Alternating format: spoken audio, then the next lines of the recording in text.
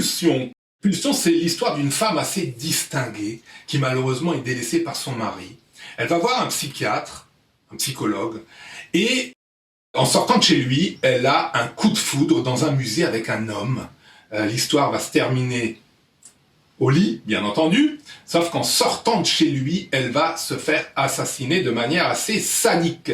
Le film ensuite va nous montrer l'enquête et on va découvrir que le tueur, pour le coup, n'est pas du tout celui auquel on s'attendait. Charles, le réalisateur de ce film, on l'adore. Ah oui, c'est un des plus grands metteurs en scène de l'histoire du cinéma, je le dis, et j'affirme, et tu confirmes, hein, Ouais. Brian De Palma.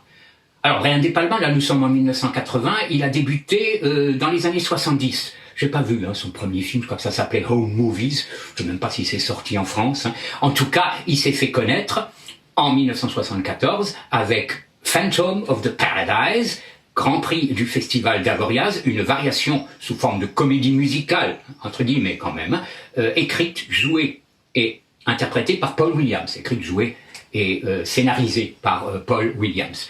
Film qui a marqué, hein, qui est très marquant, que toi tu apprécies particulièrement.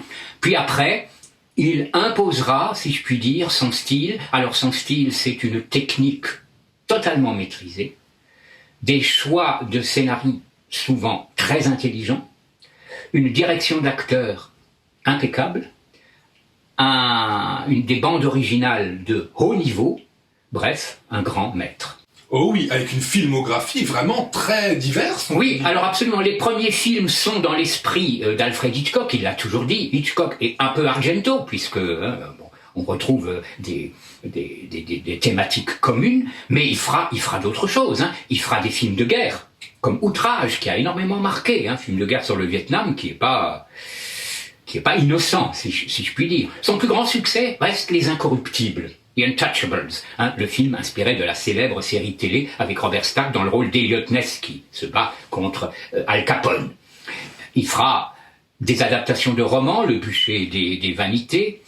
Il fera des films de science-fiction, Mission to Mars, qui est pas ce qu'il a fait de mieux, mais qu'il a repris. C'est un film qu'il a repris. C'est une sorte on va appeler ça une commande. Et connaîtra vraiment la gloire, je dirais, absolue avec les deux films qu'il réalisera avec Al Pacino. Scarface, mythique, et l'un des plus grands films de l'histoire du cinéma, je le répéterai 1000 fois s'il le faut, Carlitos Way, L'Impasse, sur un sujet, là par contre, extrêmement convenu. Bah oui, pour contrecarrer Gabin qui disait un bon film, c'est une histoire. Brian De Palma, il nous montre une fois de plus que c'est faux. C'est pas du tout le cas, oui. Il y a des histoires qu'on retrouve sans arrêt et pourtant ça peut donner des chefs-d'œuvre ou des grosses... Ouais, De Palma a aussi réalisé le premier volet des Missions Impossibles pour le cinéma avec Tom Cruise, qui continue actuellement. C'est pas lui. Ces derniers temps, un peu comme Argento. Enfin, Argento a carrément sombré, lui. Mais Brian De Palma, c'est un peu moins bon. Je ferai l'exception de Passion, que j'ai trouvé intéressant, qui est un remake du film français Crime d'amour d'Alain Corneau, le dernier film de Corneau avant son décès.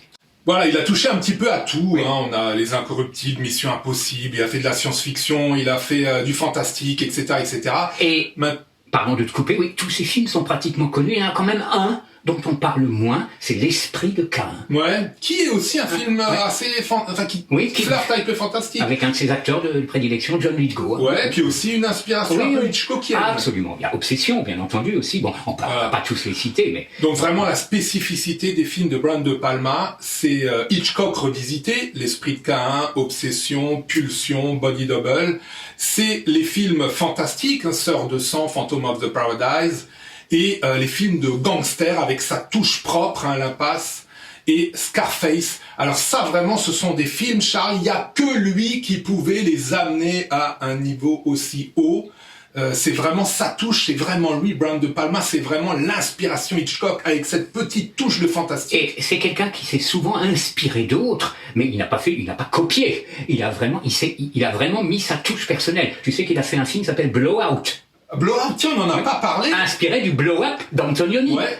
Qui est très bon aussi. Très avec bon. Travolta, très bon, qui est très bien dirigé d'ailleurs. Donc vraiment, c'est quelqu'un, donc il ne faut pas dire que oui, il copie. Non, il copie pas. Alors, bon, il faut savoir que dans l'art, tout le monde copie tout le monde, voilà, oui, simplement qui le cache, quoi. Voilà. Alors, des fois, c'est plus ou moins réussi. Oui. Alors, Charles, on va tout de suite faire un petit aparté sur Hitchcock avant de parler donc du casting. Pour moi, les films d'Hitchcock sont beaucoup trop classiques. Et nous, Charles, on fait une chaîne de l'extrême. On a besoin que des fois, on se lâche. Et ce qu'on n'a pas avec Hitchcock, eh bien, De Palma nous l'offre sur un plateau d'argent. C'est vrai. On a vraiment, il se lâche, oui. Ne serait-ce que Charles, on en reparlera, mais l'érotisme de ce film qui est vraiment poussé. Oui. Parce que l'érotisme, c'est pas si facile à traiter au cinéma. On peut vite tomber soit dans la vulgarité, peut-être dans la pornographie, ou alors dans le banal. Et De Palma, l'érotisme dans ce film-là et dans Body Double, c'est remarquable. Bien sûr, on voit chez Hitchcock, bon, on va pas vous le cacher, mais Pulsion fait beaucoup référence à Psychose et à Vertigo. Absolument. Alors le film Pulsion démarre par une scène de douche, voilà. Oui. Sauf que contrairement à Hitchcock, qui franchement nous montrait un bout de bras, alors là, Brian De Palma, il nous montre du nu frontal. Oui. En plus, une icône du cinéma, Angie Dickinson. Absolument, Angie Dickinson. Alors, je veux pas te décevoir, hein. C'est une femme qui a doublé. Alors bon, moi je suis pas déçu parce que je le savais, mais je pense qu'il y a certains spectateurs qui vont prendre une douche froide. Non, je pense pas. C'est assez connu. Bon, ceux qui ne le savent pas, ça n'empêche que la scène est remarquable. Bien sûr. Oui, ouais. Angie Dickinson, remarquable actrice. Alors, découverte dans le western mythique Rio Bravo de Howard Hawks, où elle est extraordinaire, et qui par la suite fera une carrière très très intéressante, finira à la télévision, une série télé, Sergent Anderson, femme policière, très très très sympa. Oui, mais il n'y a pas qu'Angie Dickinson, on a une autre icône du cinéma, Michael Caine. Ah oui, un acteur dont on a déjà parlé à plusieurs reprises, qui est un des grands, il est encore en activité, il a commencé en 1957, hein, tu te rends compte, et donc carrière extraordinaire, et là il est dans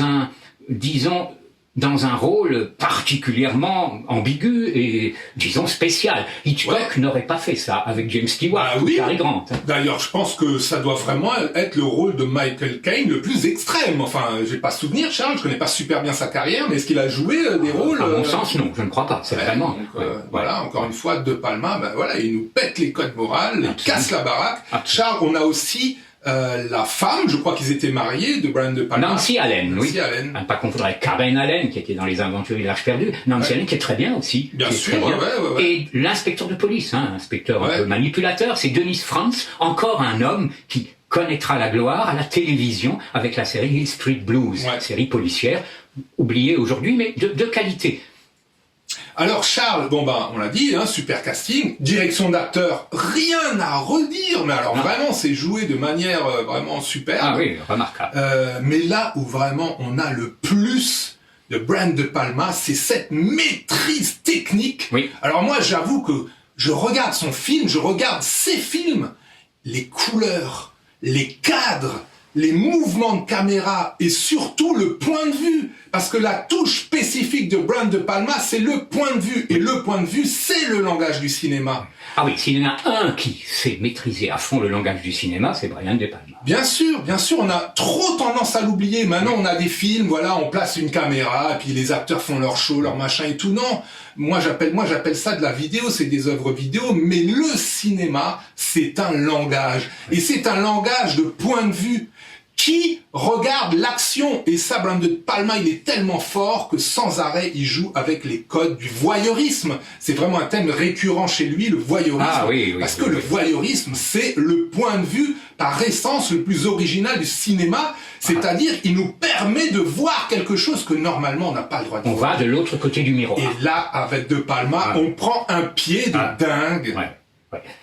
On ajoute encore la musique, qui est remarquable. Alors, De Palma a une admiration pour Hitchcock, évidemment. Donc, s'il a une admiration pour Hitchcock, il a l'admiration pour le compositeur attitré d'Hitchcock, Bernard Herrmann, qu'il a eu la chance d'engager pour Sœur de sang, pour Obsession, qu'il aurait bien voulu engager, je pense, pour les autres films, à partir de Carrie. Malheureusement, il est décédé après avoir composé la musique de Taxi Driver de Scorsese.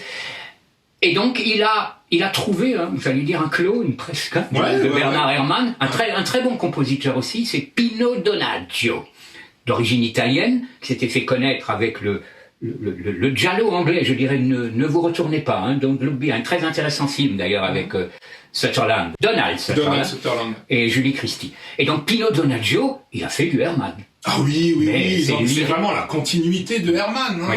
L'esprit d'Herman. L'esprit d'Herman, il le reprendra à plusieurs reprises, hein, et toujours de façon intéressante, même dans ce dernier, La Passion, très bonne partition de Pino Donaggio. Donc Charles, on a une maîtrise du langage du cinéma, on a un casting fantastique, on a une direction d'acteurs fantastique, on a une technique fantastique. Alors est-ce que c'est le film parfait?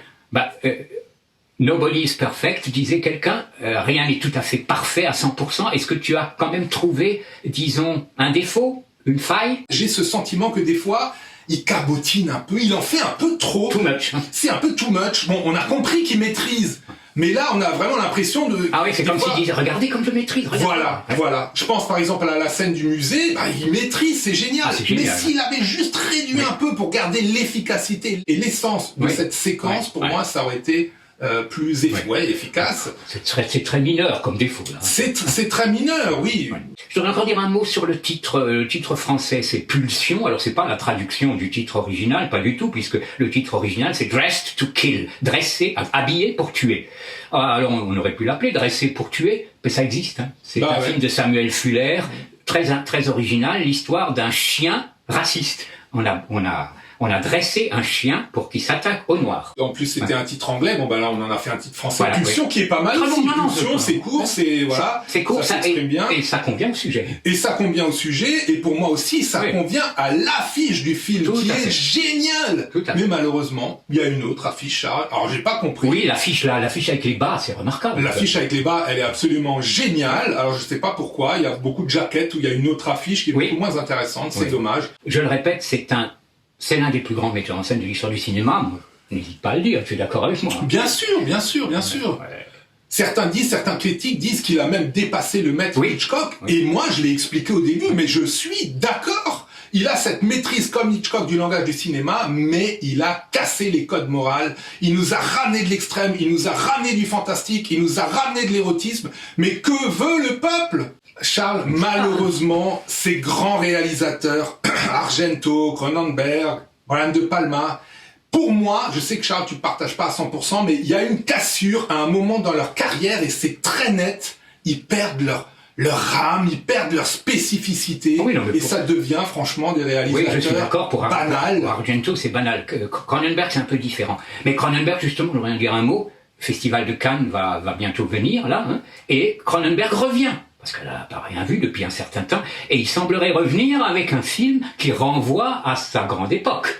J'espère, je croise les doigts. Alors croisons les doigts, peut-être ce sera un film que nous ferons dans quelques temps. J'espère, Parce que, avec grand plaisir. Parce que Cronenberg, c'est aussi un très grand. Bien sûr, c'est aussi un de nos préférés. Ouais. Donc, ne maîtrisez pas vos pulsions, allez, habillez-vous, non pas pour tuer, mais pour jouir d'un spectacle vraiment unique. La passion du cinéma, c'est De Palma. Et on la partage. À bientôt.